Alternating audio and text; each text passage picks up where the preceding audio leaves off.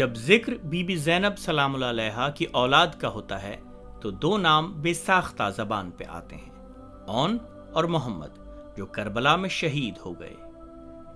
اکثریت کا یہی ماننا ہے کہ صرف اون و محمد ہی بی بی زینب سلام اللہ علیہا کے بیٹے تھے، لہٰذا آج میں آپ کو ان کے بڑے بھائی کے روضے کی زیارت کرواؤں گا۔ سر راہ برزوک ہائی وے پہ آتے ہی آپ کو امام زادہ یونس کا روضہ دکھے گا، جو امام موسیٰ کاظم علیہ السلام کے فرزند ہیں۔ اسے نشانی سمجھیں کہ آپ صحیح راہ پہ ہیں۔ امام زادہ یونس کے بارے میں پھر کبھی، یہ ایک بہانہ ہے ان مقدس مقامات پہ لوٹنے کا۔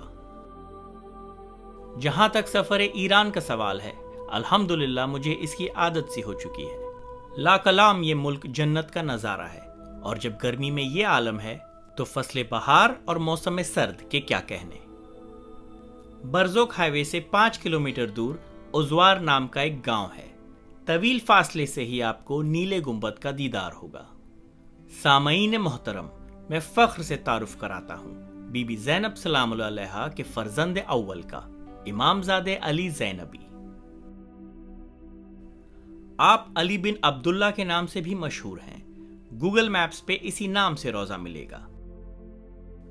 جب بنی امیہ کے فاسد گورنر حجاج بن یوسف نے اہل بیت کے خلاف ظلم کے پرچم بلند کیے تو جناب علی زینبی نے ایران اور ان کے چھوٹے بھائی جناب جعفر نے مصر کی جانب ہجرت کی۔ امام زادہ علی زینبی ابن الجود العرب کے نام سے مشہور تھے، یعنی عرب کے سب سے سخی انسان کا بیٹا۔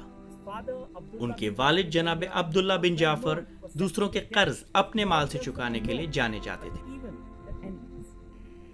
امام زادہ علی زینبی کا نام ان کے نانا امام علی علیہ السلام پہ رکھا گیا، جبکہ ان کے چھوٹے بھائی جناب جعفر کا نام ان کے دادا جناب جعفر طیار کے نام سے ہے، جو امام علی علیہ السلام کے بڑے بھائی ہیں اور رسول خدا صلی اللہ علیہ وآلہ وسلم کے پہلے سفیر بھی۔ آپ کے علم کے لیے بتاتا چلوں کہ بی بی زینب سلام اللہ علیہا کو خدا نے ایک بیٹی بھی عطا کی، بی بی ام کلثوم، جو امام حسن علیہ السلام کی جلوں میں جنت البقیع میں دفن ہے۔ جناب علی زینبی کا عقد بی بی لبابہ نام کی ایک نیک خاتون سے ہوا۔ ان کی نسل ایران، عراق، آذربائیجان اور ہندوستان میں آج بھی موجود ہے۔ حرم کی آرائش ابھی جاری ہے۔ مجھے 3 دن زیارت کا شرف حاصل ہوا اور تینوں دن ہر سمت سناٹا تھا۔ سب سے قریبی ریسٹورانٹ 10 کلومیٹر دور ہے، لہٰذا کھانے کا سامان ساتھ لے جائیں۔ دور دراز کی زیارتوں کا احساس بھی کتنا جدا ہے۔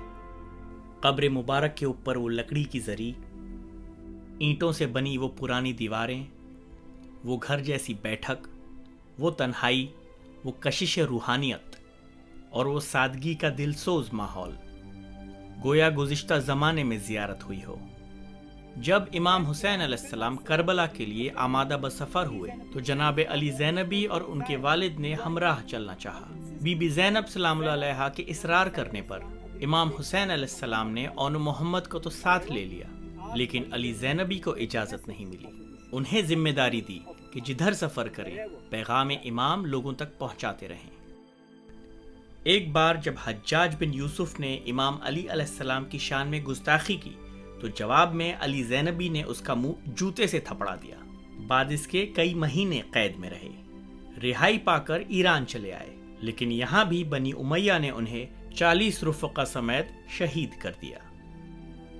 1400 سال گزر گئے اور ایک یا دو نہیں بلکہ پیڑھیاں پیدا ہو کر دنیا سے گزر گئیں جناب علی زینبی کا نام تک سنے بغیر۔ سوال یہ ہے کہ کب تک عاشقان اہل البیت ان ہستیوں سے غافل رہیں گے۔ عزاداری ہماری پہچان ہے اور امام زادہ علی زینبی بڑے بیٹے ہیں اس بی بی کے جس نے ہمیں یہ پہچان عطا کی۔ ازوار قم سے صرف 2 گھنٹے کے فاصلے پر ہے، لہٰذا اس داستان کو اپنے اقربا سے بیان کریں اور کوشش کریں کہ زندگی میں کم از کم ایک مرتبہ امام زادہ علی زینبی کی زیارت کو آئیں۔